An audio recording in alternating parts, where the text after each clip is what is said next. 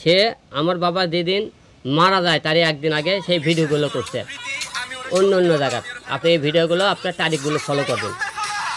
আসার কথা আমার কথা, সে মনে করেন আমার যদি স্ত্রী হয়, সে আমার অনুমতি ছাড়া বাইরে সে কাজ করার অধিকার থেকে রাখে। আমি তো আমার তো অনুমতি সে বাইরে কোনো পুরুষের সাথে কাজ করিনি।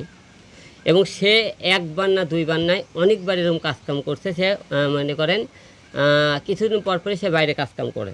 এই যে আমার হাতে কোরআন দেখতেছেন, আমি যেরকম এরকম কোরআন হাতুতলে বললাম, ওরে কোরআন হাতুতলে বলবেন তো তুমি যে বলছা যে এই ভিডিওগুলো আগের, সে যদি প্রমাণ করতে পারে।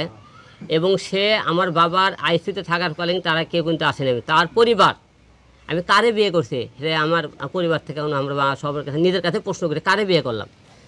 রিয়া শুধু হিরো আলমুখ দরকার, তার বাবা মাকে দরকার নেই। তার পরিবার, তার নিজের বোন এবং ভাই ভাবি, তারা সবাই মিলে এক ফ্যামিলি এক জায়গায় থাকে।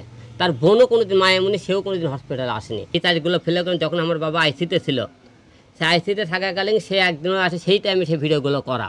তার পেজে দেখবেন এবং পেজের আমি অন্য অন্য যে পেজের মনে দেখালাম ভিডিও, সেই ভিডিও দেখবেন। কবে ভিডিও দেবো সেই ছেলের নাম্বার দেবো, যার সাথে ভিডিও করছে তার সাথে আপনি নাম্বার দিয়ে কথা বলে দেবো, তাদের সাথে বলবেন তারা কি। এবং তারা যে প্রতিটা বারে যারা অশ্লীল নাচ গান করে সেই ভিডিওগুলো আমার কাছে কিছু আছে।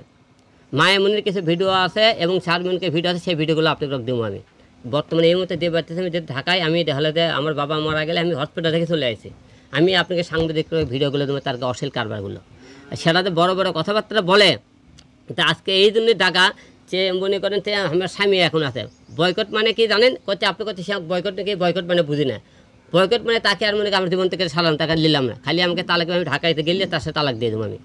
আমাকে তালাক দিয়ে ছাড়া রাখবে তার সাথে সম্পর্কে। কারণ যে মেয়ে বাবা হসপিটালে থাকাকালীন আমার অর্ডার ছাড়া পর পুরুষ নিয়ে করে এবং সে কোরআন শরীফ হাত উঠলে বলছে জীবনে মদ খাবে না, বাড়ি যাবে না। তার মেয়ে হতে কয়েকদিন পরে আমাদের ক্যাথল এসে পারে গেছে, এই বিভিন্ন ছেলেলে নাচ গান করছে।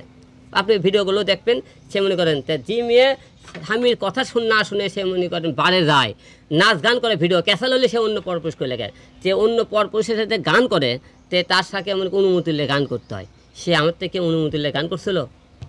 কোনো কিন্তু অনুমতি নিয়ে গান করেনি। 100% তালাক দেবো। কারণ যেই মেয়ে মনে করেন আমার বিনা হুকুমে পরপুরুষ থেকে চলাফেরা করে, তার সাথে সম্পর্ক করা যাবে না। আরেকটা প্রশ্ন, সেটা হলো যে অনেকে বলছেন যে এখন আপনার ভিউ কমে গেছে, আপনার ভিউ বাড়ানোর জন্য আপনারা স্বামী স্ত্রী এটা করছেন আপনারা, আপনার স্ত্রী একটা কথা বলছে তার বিপক্ষে আপনি কথা বলছেন। আচ্ছা, ভিউয়ের কী দরকার? হিরো আলম কি কেউ চেনে না যে আপনি কিন্তু এই ভিউ নিয়ে চালালে? হিরো আলম সারা ওয়ার্ল্ডে চেনে যে আমার কেন ভিউ দরকার, যে আমার এই কারণে আপনি কি যে কোনো নেগেটিভ কোনো কথাবার্তা বলে ভিউ ট্রেন্ডিংয়ে আসা লাগবে। আমি কি আজকে একবার ট্রেন্ডিংয়ে আসছি? প্রতি বছরে তো এমন কোনো না কোনো বিষয়ে আমি ট্রেন্ডিংয়ে থাকি।